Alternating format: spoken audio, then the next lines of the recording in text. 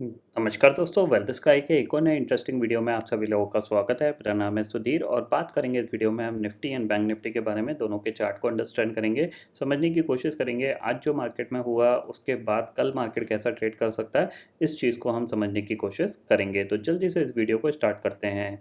Video start करने से पहले सबसे पहले बात कर लेते हैं मार्केट एट 11 के वीडियो की। मार्केट एट 11 के वीडियो में मैंने आपको क्लियरली बताया था कि अगर मार्केट ऊपर की तरफ सस्टेन नहीं कर पाया और नीचे की तरफ मूव करता है तो डे लो हमें टारगेट मिल सकता है।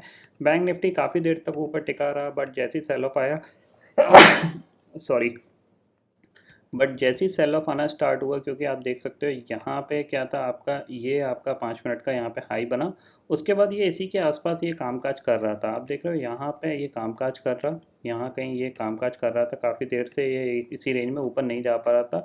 फिर ये इसने एक ब्रेकआउट दिया। ब्रेकआउट में मैंने आपको हमेशा बोला है कि मार्केट एक बार ट्रैप ज़रूर करता है, तो ये एक ट्रैप बना। उसके बाद ये पूरा ये डाउन साइड पर नीचे चला गया।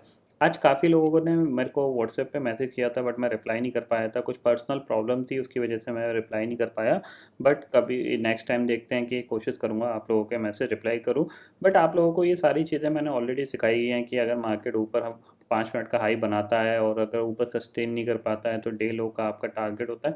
कहीं से भी आप फॉलो अप कर सकते हो। यहाँ पे आप देखो, यहाँ से ये नेगेटिव प्राइस एक्शन बनना स्टार्ट हुआ, तो अभी आप फॉलो अप कर सकते हो। बट थोड़ा सा आपको अंडरस्टैंडिंग अपनी थोड़ी सी यूज़ करनी पड़ेगी और आपको चीज़ें समझ में आने लगी, क्योंकि ये हायर लेवल क्या है, रेजिस्टेंस का लेवल है। आपको दिख रहा है कंटिन्यूसली ये रेजिस्टेंस ही है कि बैंक निफ्टी ये अपने प्रीवियस हाई के आसपास जा ही नहीं पा रहा। ये रेजिस्टेंस है, तो जाहिर सी बात है जब तक एटलीस्ट ये एक हाई को क्रॉस करे तभी यहाँ पे बैंक निफ्टी का कुछ ट्रेंड चेंज होगा। बट करेंटली सिचुएशन जो दिख रही है वो थोड़ी सी नेगेटिव ही दिख रही है।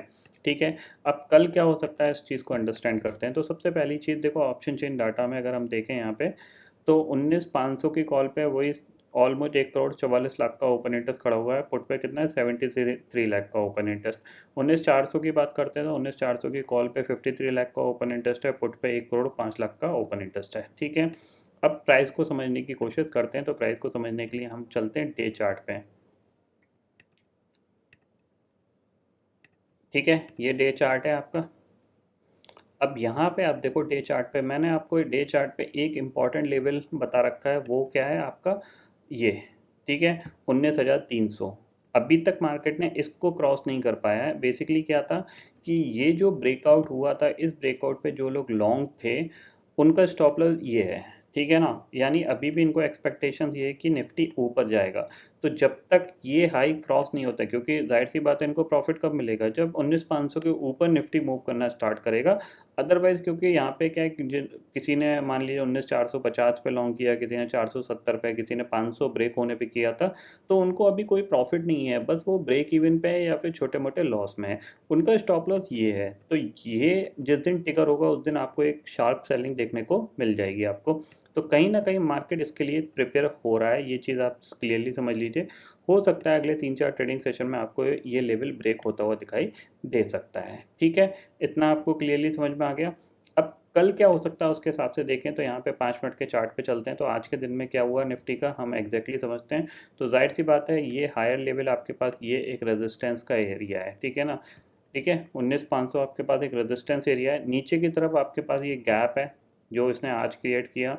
तो अगर इस लो के नीचे निकलता है, 19,410 के नीचे निकलता है, तो हम इसको सेल कर सकते हैं। टारगेट हमारे पास सीधा सीधा है, पहला आपका 19,370 का और दूसरा टारगेट है 19,300 का। 300 के नीचे निकला या फिर इसने नेगेटिव ट्रेंड बनाने की कोशिश करी मान लीजिए, तो फिर हम अपने शॉर्ट को थोड़ा सा होल्ड करेंगे।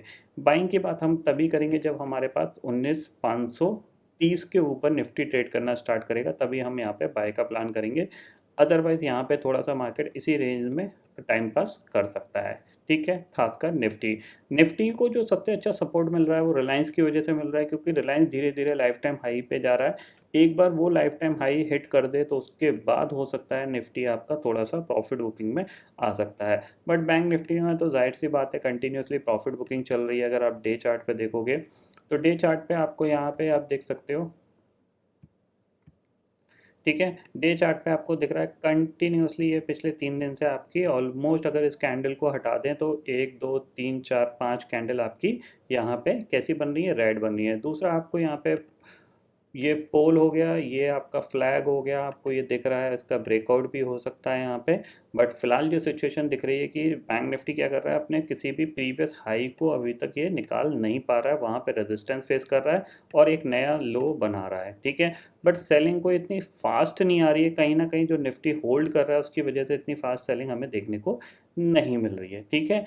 तो एक चीज़ ध्यान रखिएगा, ये जो बेसिकली नेगेटिव ट्रेंड चल रहा है, अगर किसी भी प्रीवियस हाई अगर ये निकालता है तो फिर ये पॉजिटिव ट्रेंड में कन्वर्ट हो सकता है, इतना आप ध्यान में रखिएगा। बाकी आपके लिए ये एक ट्रेंड लाइन भी है, इस पर नज़र रखो, ठीक है ना। ये ऐसा करके ये आपका पोल हो गया, तो पोल एंड फ्लैग, और ये ऊपर ब्रेकआउट देने के लिए इस लेवल को क्रॉस करना बहुत ज़रूरी है, जो कि है 45,300। यानी 45,300 के ऊपर अगर ये कामकाज करना स्टार्ट करता है तो हम एक्सपेक्ट कर सकते हैं कि इसके जो डाउन साइड थी वो ख़त्म हो चुकी है, फिर ये दोबारा से ऊपर 45,600 या फिर 45,800 तक भी जा सकता है, ठीक है। अब कल के लिए हमारे पास क्या व्यू होना चाहिए उसको अंडरस्टैंड करते हैं। तो यहाँ पे देखो 5 मिनट का टाइम फ्रेम लगाते हैं, तो ये कंटिन्यूसली लो बना रहा है, तो जाहिर सी बात है अब जो बैंक निफ्टी के लिए टारगेट खुल रहा है वो खुल रहा है 44,500 का। यहाँ कहीं पे आके ये सपोर्ट एक बार ले सकता है, इतना आप क्लियरली समझ लीजिए। तो हो सकता है ये आपको अब ये नीचे की तरफ 44,500, और अगर 44,500 इसने ब्रेक किया तो फिर जो नेक्स्ट टारगेट है ना वो आपका सीधा सीधा 44,175 का है, और 44,250। अगर 44,500 ब्रेक होता है तो फिर चांसेस वेरी हाई कि निफ्टी भी आपका 19,300 को ब्रेक कर सकता है।